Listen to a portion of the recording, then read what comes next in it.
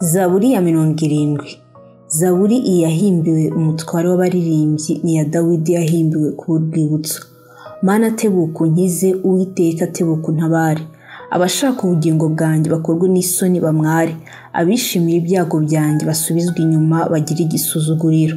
Abambwira bati aha aha basubizwe inyuma kubw'isoni zabo.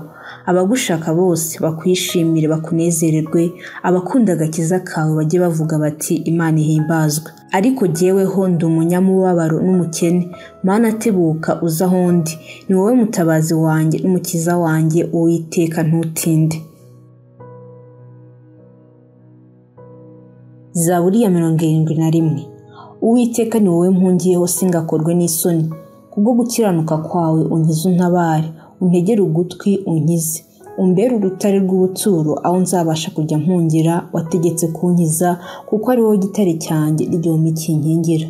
Mana yanjye nyarura mu maboko y'umunyabyaha, nyarura mu maboko y'umunyarugomo ukiranirwa. Kuko ari wowe byiringiro byanjye Mwami Uwiteka, ni wowe nizera uhereye mu buto bwanjye. Ni wowe njya nishingikirizaho uhereye mu ivuka ryanjye. Ni wowe wankuye mu nda ya mama, nzajya ngushima iminsi yose. Ndi ishyano ritangaza benshi, ariko ni wowe buhungiro bwanjye bukomeye. Akanwa kanjye kazuzura ishimwe ryawe n'icyubahiro cyawe umunsi wire. Ntunte mu gihe cy'ubusaza, ntundeke mu gihe intege zanjye zishize. Kuko abanzi banjye bamvuga, abubikira ubugingo bwanjye bajya inama bati Imana yaramuretse. Mumwirukane mumufate kuko atagira uwo kumukiza. Mana ntumbe kure, Mana yanjye tebuka untabare. Abanzi b'ubugingo bwanjye bakorwe n'isoni barimbuke. Abashaka kungirira nabi bambikwe ibitutsi n'igisuzuguriro. Ariko jyeweho nzajya niringira iteka, nziyongeranya iteka kugushima. Akanwa kanjye kazabara inkuru yo gukiranuka kwawe n'agakiza kawe umunsi wire, kuko ntazi umubare wabyo. Nzajya aho uri mvuga imirimo ikomeye Umwami Uwiteka yakoze, nzavuga gukiranuka kwawe wenyine.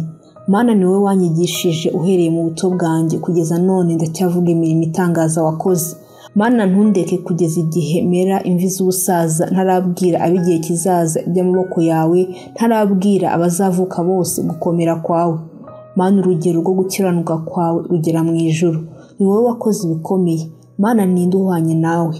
Ni wowe watweretse ibyago byinshi bikomeye. Uzagaruka utuzure, utuzamure udukuri kuzimu. Ungwirize gukomera, uhindukire umare umubabaro. Nanjye nzagushimisha Nebero, Mana yanjye nzashima umurava wawe. Ni wowe nzaririmbira ishimwe mbwira inanga Uwera w'Abisirayeli we. Iminwa yanjye izishima cyane ubwo nzakuririmbira ishimwe, n'ubugingo bwanjye wacunguye buzishima. Kandi ururimi rwanjye ruzavuga gukiranuka kwawe umunsi wire, kuko abashaka kungirira nabi bakojejwe isoni bamwajwe.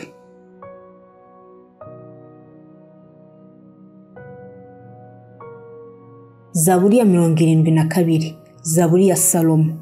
Uha umwami guca imanza kwawe, uha umwana w'umwami kutabera kwawe. Azacira abantu bawe imanza zitabera, n'abanyamubabaro bawe azabacira imanza z'ukuri. Guca imanza zitabera kuzatuma imisozi miremire n'imigufi izanira abantu amahoro. Azaca imanza zirengera abanyamubabaro bo mu bantu. Azakiza abana b'abakene kandi azavunagura umunyagahato. Bazakubaha ibihe byose, izuba n'ukwezi bikiriho. Azamera nk'imvura imanuka ikanyagira ibyatsi biciwe, nk'ibitonyanga bitonyangira ubutaka. Mu minsi ye abakiranutsi bazashisha, kandi hazabaho amahoro menshi kugeza aho ukwezi kuzashirira. Azatwara ahereye ku nyanja ageze ku yindi nyanja, kandi ahereye kuri rwa ruzi ageze ku mpera y'isi. Ababa mu butayu bazamwunamira, abanzi be bazarigata umukungugu. Abami b'i Tarushishi n'abami bo ku birwa bazazana amaturo. Abami b'i Sheba n'abami b'i Seba bazazana ikoro. Abami bose bazamwikubita imbere, amahanga yose azamukorera.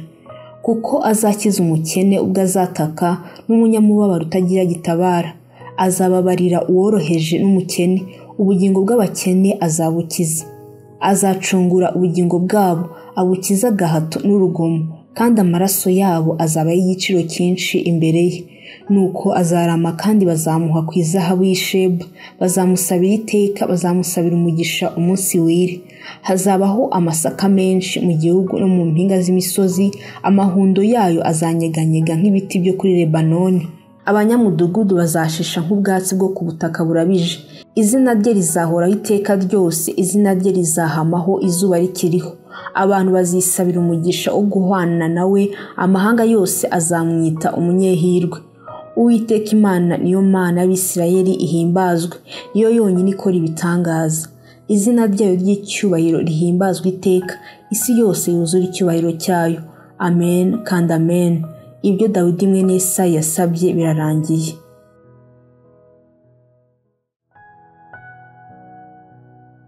Zaburi ya 73.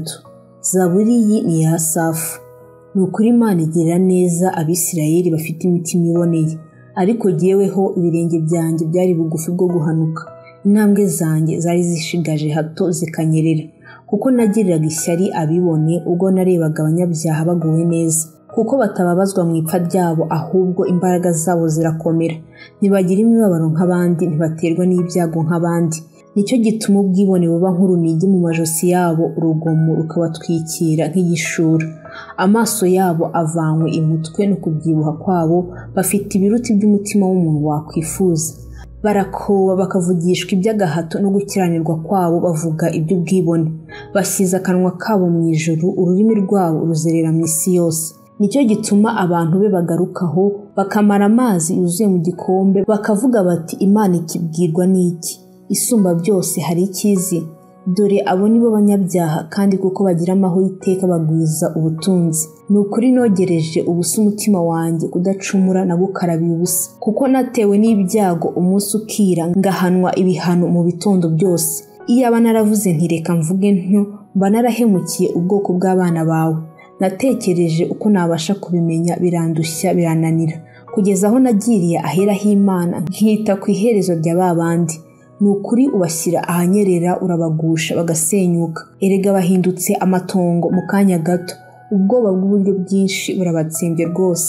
Nk'uko inzozi zimeze iyo umuntu akangutse, niko nawe mwami nukanguka uzasuzugura icyubahiro cyabo cy'igicucu. Ubwo umutima wanjye washariraga nkibabaza mu mutima, nari umupfapfa nta bwenge nagiraga, nameraga nk'inka imbere yawe.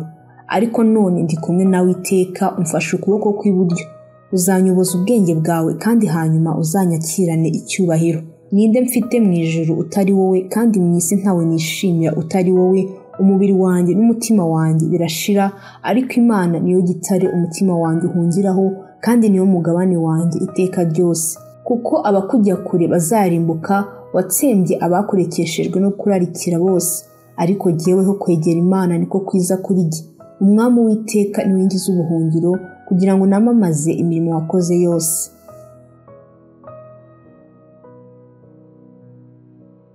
Zaburi ya 74. Zaburi ni indirimbo ya Asafu yahimbishijwe ubwenge. Mana, niki cyakudutesheje iteka? Iki gituma umujinya wawe ugirira intama zo mu cyanya cyawe ucumba umwotsi? Ibuka iteraniro ryawe waguze kera, ibyo wacunguriye ku bwoko bwawe bw'umwandu n'umusozi wa Siyoni watuyeho. Shingura ibirenge byawe ujye mu matongo y'iteka, ababisha bakoreye ahera ibibi byose. Ababisha bawe batontomeye hagati y'inzu twateraniragamo gusenga, bashingiye amabendera yabo kuri ibimenyetso. Basa nk'abantu bamanikira intorezo gutema ibiti by'insikane. None isuku y'ababaje yaho yose barayimenaguza intorezo n'inyundo. Batwitse ahera hawe, bahumanishije ubuturo bw'izina ryawe kubusenya rwose. Baribwiye bati tubarimbure rwose. Batwitse amazu yose yo mu gihugu twateraniragamo gusenga Imana. Ntitureba ibimenyetso byacu, nta muhanuzi ukiriho, kandi nta n'umwe muri twe uzaho ibyo bizagarukira. Mana, umubisha azagezayo kudutuka, umwanzi azatuka izina ryawe iteka. Ni iki gituma uhina ukuboko kwawe kw'iburyo, gukure mu gituza cyawe ubarimbure? Ariko Imana yahoze ari umwami wanjye na kera, ikorera iby'agakiza hagati y'isi. Niwe watandukanishije inyanja imbaraga zawe, wameneye imitwe y'ibinyamaswa mu mazi. Niwe wamenaguye imitwe ya Lewiyatani, warayitanze ibi byo kurya by'ibyo mu butayu. Niwe watoye isoko n'umugezi, wakamije inzuzi zidakama. Amanywa ni ayawe, kandi nijoro ni iryawe, waremye umucyo n'izuba. ni wowe washyizeho ingabano zose z'isi, waremye iki n'itumba. Ibuka ibi yuko ababisha bacyashye Uwiteka, ishyanga ritagira ubwenge ryatutse izina ryawe. Ntuhe inyamaswa ubugingo bw'inuma yawe, ntiwibagirwe ubugingo bw'abanyamubabaro bawe iteka ryose. Ite kuri rya sezerano, kuko ahantu h'umwijima ho mu isi huzuye ubuturo bw'urugomo. Uhatwa ye kugaruka akojejwe isoni, umunyamubabaro n'umukene bashima izina ryawe. Mana haguruka uyiburanire, ibuka yuko umupfapfa yiriza umunsi agutuka. Ntiwibagirwe amajwi y'ababisha bawe, urusaku rw'abaguhagurukira rutumbagira iteka. Zaburi ya 75. Zaburi iyi yahimbiwe umutware w'abaririmbyi babwirisha inanga ijwi ryitwa Witsemba. Ni indirimbo ya Asafu yitwa Zaburi. Mana turagushimira kuko izina ryawe riri bugufi. Abantu bamamaza imirimo itangaza wakoze. Nimbona igihe cyashyizweho nzaca imanza zitabera. Isi n'abayibamo bose bacikamo igikuba. Nijye wateye inkingi zayo. Mbwira abibone ntimukibone, n'abanyabyaha ntimugashyire hejuru amahembe yanyu. Ntimugashyire hejuru cyane amahembe yanyu, ntimukavuge iby'agasuzuguro mugamitse ijosi. Kuko agakiza kadaturuka iburasirazuba cyangwa iburengerazuba cyangwa mu butayu bw'imisozi, ahubwo Imana niyo mucamanza, icisha umwe bugufi igashyira undi hejuru. Kuko mu ntoki z'Uwiteka hariho agacuma karimo vino ibira, kuzuye vino ivanze n'ibiryoshya arayisuka. Ni ukuri abanyabyaha bo mu isi baziranguza itende ryayo barinywe, ariko jyeweho iteka nzajya namamaza ibyo, nzaririmbira Imana ya Yakobo ishimwe. Kandi amahembe yose y'abanyabyaha nzayaca, ariko amahembe y'abakiranutsi azashyirwa hejuru.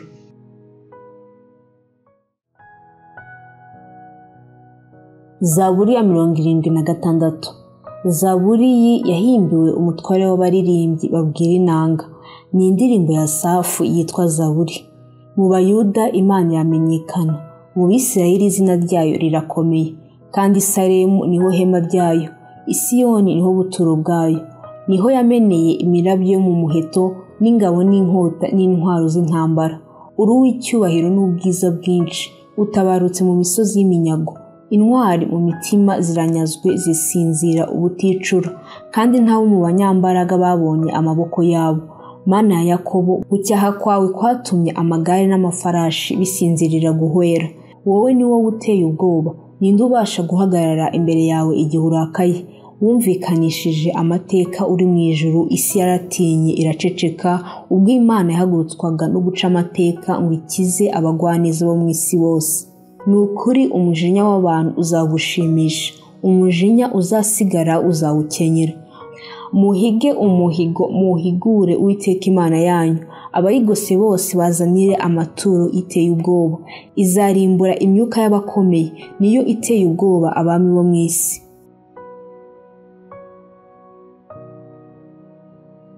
Zaburi ya 77. Zaburi iyi yahimbiwe umutware w'abaririmbyi mu buryo bwa Yudutuni. Ni Zaburi ya Asafu. Ndatakira Imana n'ijwi ryanjye, ndatakira Imana n'ijwi ryanjye, nayo irantegera ugutwi. Ku munsi w'umubabaro wanjye nashatse Umwami Imana, nijoro nayitegeye amaboko sinacogora. Umutima wanjye wanga kumarwa umubabaro. Nibuka Imana ngahagarika umutima, ndaganya umutima wanjye ukagwa isari. Ufata ibihere by'amaso yanjye kugira ngo bidahumiriza, mfite umubabaro utuma ntabasha kuvuga. Njya nibwira iminsi ya kera, imyaka ibihe bya kera. Nibuka indirimbo yanjye nijoro, nkibwira mu mutima, umwuka wanjye wibazanya umwete uti, Umwami azaduta iteka ryose, ntazongera kutwishimira ukundi.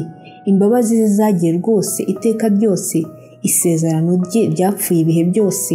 Imana yibagiwe kugira neza, umujinya wayo utumye ikingirana imbabazi zayo. Maze ndavuga nti ibyo ni indwara y'umutima wanjye. Mbega natekereje yuko ukuboko kw'iburyo kwisumba byose guhinduka. Nzibutsa abantu ibikomeye Uwiteka yakoze, kuko nzibuka ibitangaza byawe bya kera, kandi nzibwira ibyo wakoze byose. Nzita ku bikomeye wakoze. Mana, inzira yawe irahera. Ninde Mana ikomeye ihwanye n'Imana rurema? Ni wowe Mana ikora ibitangaza. Wamenyekanishije imbaraga zawe mu mahanga, wacunguje ubwoko bwawe ukuboko kwawe, nibwo bene Yakobo na Yosefu. Mana amazi yarakurebye aratinya, imuhengeri hahinda umushyitsi, ibicu bisuka amazi, ijuru rirahinda, imyambi yawe irashwara. Ijwi ry'inkuba yawe ryari muri serwakira, imirabyo yawe imurikira isi ihinda umushyitsi iratigita. Inzira yawe yari mu nyanja, inzira zawe zari mu mazi y'isanzure, ibirenge byawe ntibyamenyekanye. Wayoboje ubwoko bwawe nk'umukumbi ukuboko kwa Mose na Aroni. Zaburi ya 78. Indirimbo ya Asafu yahimbishijwe ubwenge. Ubwoko bwanjye nimwumve amategeko yanjye, nimutegere amatwi amagambo yo mu kanwa kanjye. Ndabumbura akanwa mbacira imigani, ndavuga amagambo aruhije ya kera. Ibyo twumvise tukamenya, ibyo basogokuruza batubwiye, ntituzabihisha abuzukuruza babo. Tubwire ab'igihe kizaza ishimwe ry'Uwiteka n'imbaraga ze n'imirimo itangaza yakoze. Kuko yakomeje guhamya mu ba Yakobo, yashyizeho itegeko mu Bisirayeli, ibyo yategetse basogokuruza ngo babibwire abana babo, kugira ngo ab'igihe kizaza bazabimenye, nibo bana bazavuka ngo nabo bazahaguruke babibwire abana babo. Kugira ngo biringire Imana kandi batibagirwa ibyo Imana yakoze, ahubwo bitondere amategeko yayo. Be kuba nka ba sekuruza, ab'igihe cy'ibigande cy'abagome, batiboneza imitima yabo idakiranukira Imana. Abefurayimu batwaye intwaro n'imiheto, basubiye inyuma ku munsi w'intambara. Ntibitondeye isezerano ry'Imana, banze kugendera mu mategeko yayo. Bibagiwe ibyo yakoze n'imirimo yayo itangaza yaberetse. Yakoreye ibitangaza mu maso ya ba sekuruza mu gihugu cya Egiputa, mu kigarama cy'Izowani. Yatandukanije inyanja ibacisha hagati yayo, yahagarika amazi nk'ikirundo. Kandi ku manywa yabayobozaga igicu, ijoro ryose ikabayoboza kumurika k'umuriro. Yasaturiye ibitari mu butayu, ibanywesha amazi menshi ava ikuzimu. Kandi yavushije amasoko mu gitare, itembesha amazi nk'imigezi. Ariko bagumya kuyicumuraho, kugomerera isumba byose mu gihugu gikakaye. Bagerageresha Imana imitima yabo, bayigerageresha gusaba ibyo kurya byo guhaza kwifuza kwabo. Bagaya Imana bati, mbese Imana ibasha gutunganiriza ameza mu butayu? Dore yakubise cya gitare amazi aradudubiza, imigezi iratemba. Mbese yabasha kuduha n'umutsima? Izabonera ubwoko bwayo inyama? Nicyo cyatumye Uwiteka arakara abyumvise, umuriro ugacanwa wo gutwika aba Yakobo, umujinya ugacumba ku Bisirayeli, kuko batizeye Imana kandi ntibiringire agakiza kayo. Ariko itegeka ibicu byo hejuru, ikingura inzugi z'ijuru, ibagushiriza manu yo kurya, ibaha ku masaka yo mu ijuru. Bose barya umutsima w'abakomeye, iboherereza ibyo kurya byo kubahaza rwose. Ihuhisha mu ijuru umuyaga uturutse iburasirazuba, iyoboza ubutware bwayo umuyaga uturutse ikusi. Kandi ibamanurira inyama nyinshi nk'umukungugu, n'inyoni ziguruka nyinshi zimeze nk'umusenyi wo ku nyanja, izigusha hagati mu rugo rw'amahema yabo, zigota aho bari. Nuko bararya barahaga cyane, yabahaye ibyo bifuje. Bari bataratandukana no kwifuza kwabo, ibyo kurya byabo byari bikiri mu kanwa kabo. Umujinya w'Imana urabahagurukira, wica abanini bo muri bo, urimbura abasore bo mu Bisirayeli. Nubwo ibyo byababayeho, bagumya gucumura, ntibizera imirimo yayo itangaza, bituma irangiza iminsi yabo nk'umwuka, n'imyaka yabo irangirisha kurimbuka ku batunguye. Uko yabicaga babaririzaga ibyayo, bakagaruka bakazindukira gushaka Imana, bakibuka yuko Imana ariyo gitare cyabo, kandi yuko Imana isumba byose ari umucunguzi wabo. Ariko bayishyeshyeshaga akanwa kabo, bakayibeshyeshya indimi zabo, kuko imitima yabo itayitunganiye, kandi batari abanyamurava mu isezerano ryayo. Ariko yo kuko yuzuye imbabazi, ibabarira gukiranirwa kwabo, ntiyabarimbura, kandi kenshi isubiza inyuma uburakari bwayo, ntikangure umujinya wayo wose. Nuko yibuka yuko ari abantu ubuntu, n'umuyaga uhita ntugaruke. Erega ni kenshi bayigomereraga mu butayu, bayibabarizaga ahatagira abantu, bagahindukira bakagerageza Imana, bakarakaza Iyera ya Isirayeli. Ntibibukaga ukuboko kwayo cyangwa umunsi yabacunguriyemo ikabakiza abanzi, kandi yuko yashyize ibimenyetso byayo muri Egiputa n'ibitangaza byayo mu kigarama cy'Izowani, igahindura inzuzi z'abaho amaraso, n'imigezi yawo ntibabashe kuyinywaho. yaboherejemo amarumbo y'isazi zirabarya n'ibikeri birabarimbura, kandi iha ubuzikira imyaka yabo n'imirimo yabo iyiha inzige. Yicisha imizabibu yabo urubura n'imishikima yabo iyicisha imbeho. Itanga inka zabo ngo zicwe nk'urubura n'imikumbi yabo ngo ikubitwe n'inkota zotsa. Ibatera uburakari bwayo bukaze, umujinya n'uburakari n'ibyago, umutwe w'abamarayika b'abarimbuzi. Iharurira uburakari bwayo inzira, ntiyakiza ubugingo bwabo urupfu, ahubwo iha indwara yanduza ubugingo bwabo. Ikubita abana b'imfura bose bo muri Egiputa irabica, abo gukomera kwabo kwatangiriyeho bo mu mahema ya Hamu. Ariko ubwoko bwayo ubwayo ibushorera nk'intama, ibakurayo, ibayoborera mu butayu nk'umukumbi. Ibayobora amahoro bituma badatinya, maze inyanja irengera ababisha babo. Kandi bajyana ku rugabano rw'ahera hayo, kuri uyu musozi ukuboko kwayo kw'iburyo kwahinduye.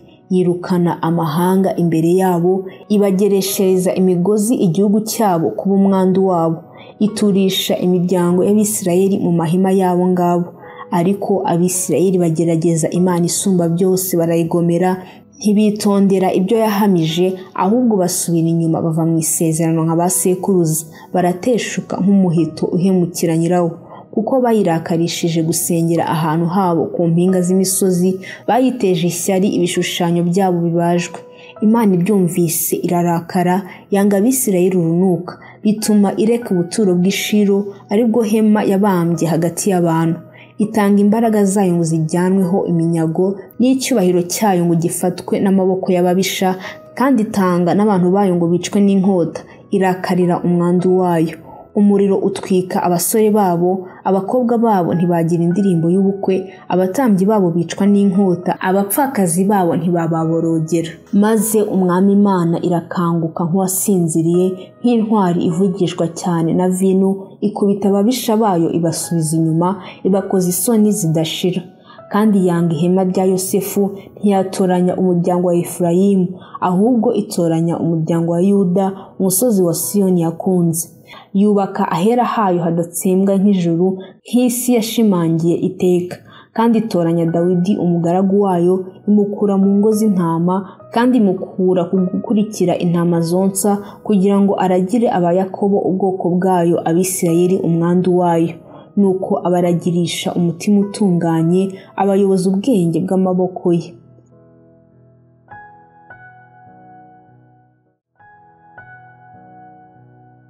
Zaburi ya 79. Zaburi ya Asafu. Mana, abanyamahanga baje mu mwandu wawe, bahumanije urusengero rwawe rwera, bashenye Yerusalemu, bahagize ibirundo. Intumbi z'abagaragu bawe bazihaye ibisiga byo hejuru ngo bizirye, inyama z'abakunzi bawe bazihaye inyamaswa zo mu isi. Amaraso yabo impande zose z'i Yerusalemu bayavushije nk'umena amazi, ntibabona gihamba.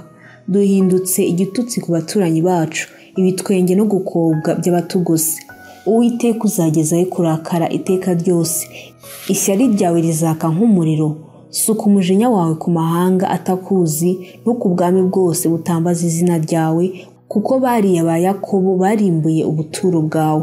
Ntiwibuke gukiranirwa kwa basogokuruza ngo ukuduhore, imbabazi zawe zitebuke kudusanganira, kuko ducishijwe bugufi cyane.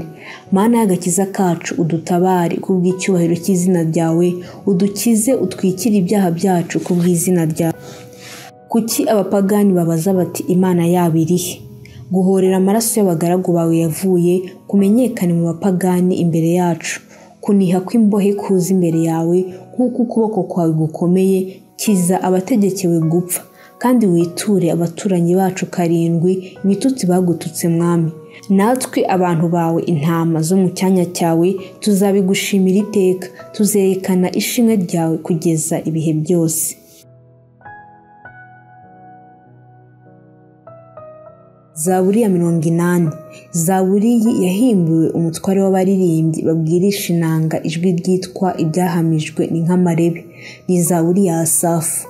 Wa mwungeri w'Abisirayeli we, tega ugutwi, ni wowe ushorera aba Yosefu nk'umukumbi, yewe wicara hejuru y'abakerubi rabagirana. Imbere y'Abefurayimu n'Ababenyamini n'Abamanase, kangura imbaraga zawe uzudukize.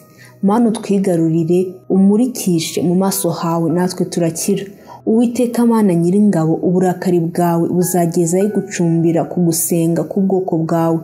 Wabagaburiye amarira menshi nk'umutsima, wabahaye amarira menshi yo kunywa. Utugize rurwanirwa rw'abaturanyi bacu, abanzi bacu badusekera hamwe.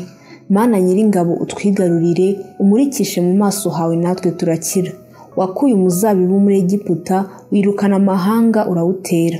Uharura imbere yawo, nawe ushora imizi wuzura igihugu. Imisozi itwikirwa n'igicucu cyawo, n'imyerezi y'Imana iterwa igicucu n'amashami yawo.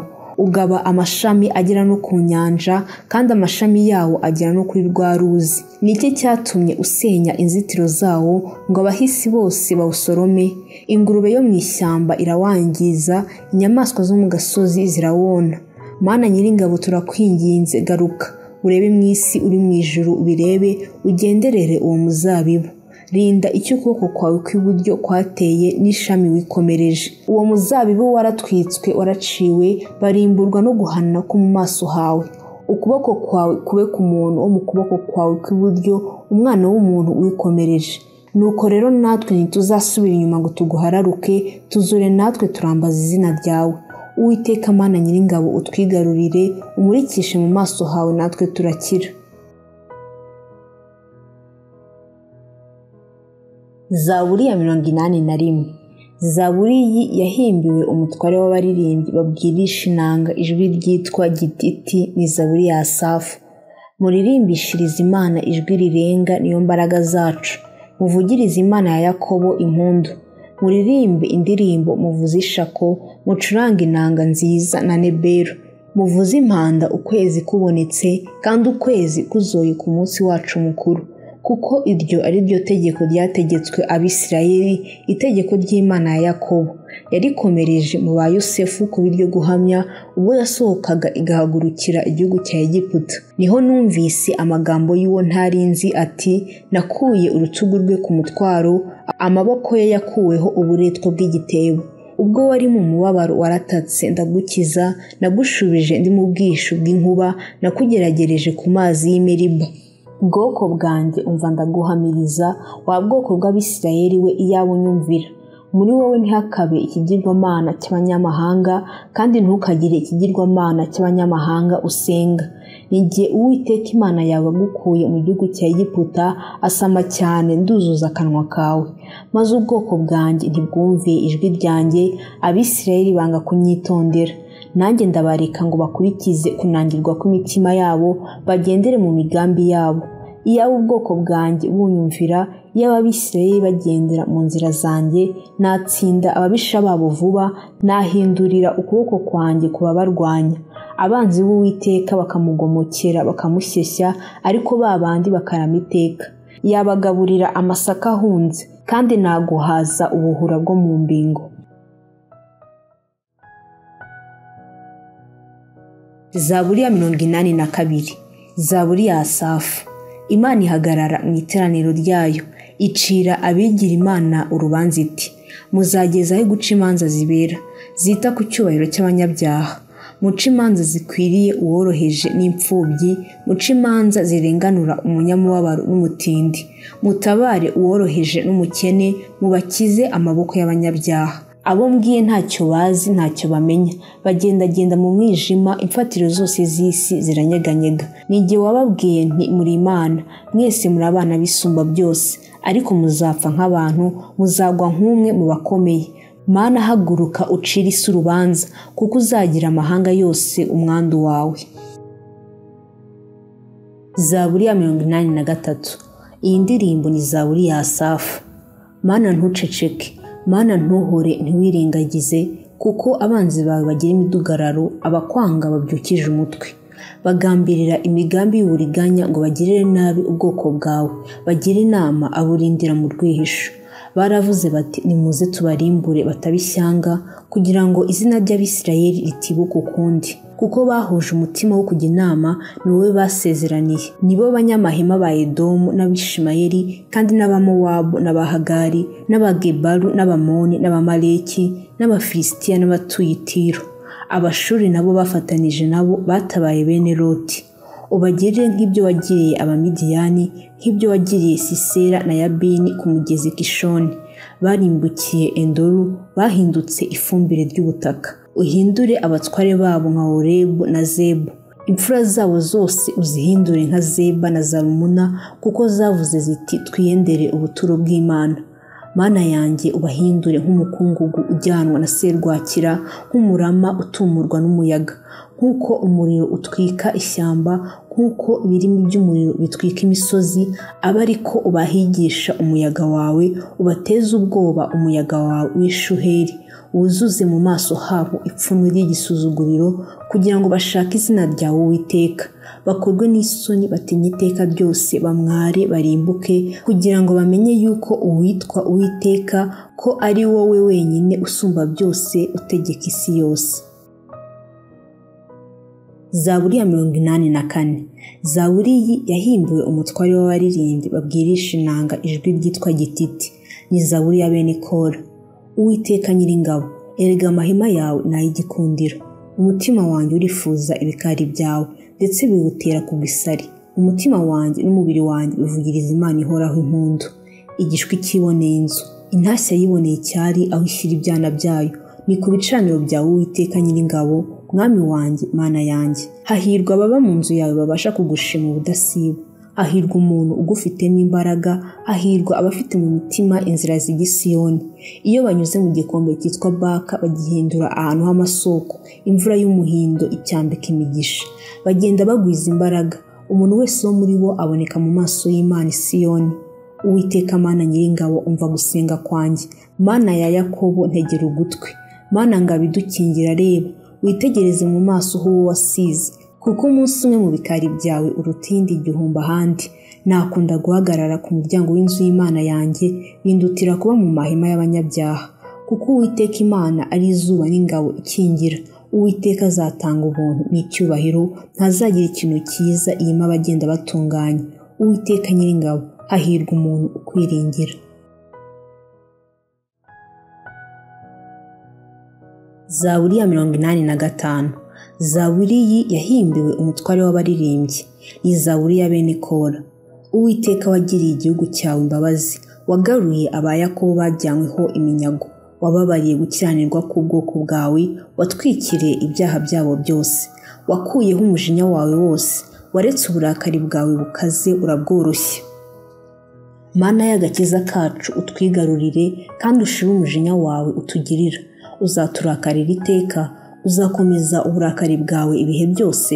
Ntuzagaruka ubwawe ngo utuzure, kugira ngo ubwoko bwawe bukwishimire. Uwiteka utwereke imbabazi zawe, uduha agakiza kawe.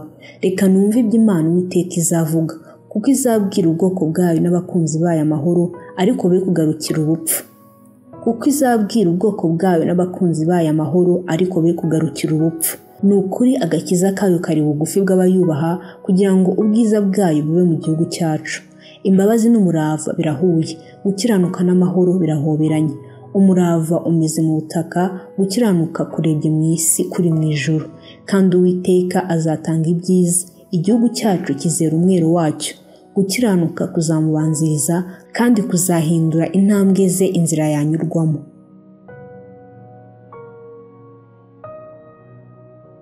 Zaburi ya 86. Gusenga kwa Dawidi. Uwiteka ntegera ugutwi unsubirize, kuko ndi umunyamubabaro n'umukene. Rindira umutima wanjye, kuko ndi umukunzi wawe. Mana yanjye, kiza umugaragu wawe ukwiringira. Mwami mbabaririra, kuko ari wowe ntakiri umunsi ukira. Wishimishiriza umutima w'umugaragu wawe, kuko ari wowe Mwami nshororera umutima. Kuko wowe Mwami uri mwiza, witeguye kubabarira, kandi wuzuye imbabazi ku bakwambaza bose. Uwiteka tegera ugutwi gusenga kwanjye, tyariza ugutwi ijwi ryo kwinginga kwanjye. Ku munsi w'amakuba yanjye no ku ibyago byanjye nzakwambaza, kuko uzansubiza. Mwami mu bigirwamana nta gihwanye nawe, kandi nta mirimo ihwanye n'iyawe. Mwami amahanga yose waremye azaza kwikubita imbere akuramye, kandi bazahimbaza izina ryawe. Kuko ukomeye kandi ukora ibitangaza, ni wowe Mana wenyine. Uwiteka ujye unyigisha inzira yawe, nanjye nzajya ngendera mu murava wawe. Teraniriza hamwe ibiri mu mutima wanjye, ngo wubahe izina ryawe. Mwami Mana yanjye, nzagushimisha umutima wanjye wose, nzahimbaza izina ryawe iteka ryose, kuko imbabazi ungirira ari nyinshi kandi wakijije ubugingo bwanjye ntibwajya ikuzimu ko hasi. Mana, bibone bampagurukiye, iteraniro ry'abanyarugomo ryashatse ubugingo bwanjye batagushyize imbere yabo. Ariko wowe Mwami, uri Imana y'ibambe n'imbabazi itinda kurakara, ifite kugira neza kwinshi n'umurava mwinshi. Unkebuke umbabarire, uhe umugaragu wawe imbaraga zawe, ukize umwana w'umuja wawe. Unyereke ikimenyetso cy'ibyiza kugira ngo abanyanga bakirebe bamware, kuko wowe Uwiteka unabaye ukamara umubabaro. Zaburi ya 87. Iyi ndirimbo ni zaburi ya bene Kora. Urufatiro yashyizeho ruri ku misozi yera. Uwiteka akunda amarembo y'Isiyoni akayarutisha ubuturo bwose bw'abayakobo. Wari urembo rw'Imana we uvugwaho iby'icyubahiro.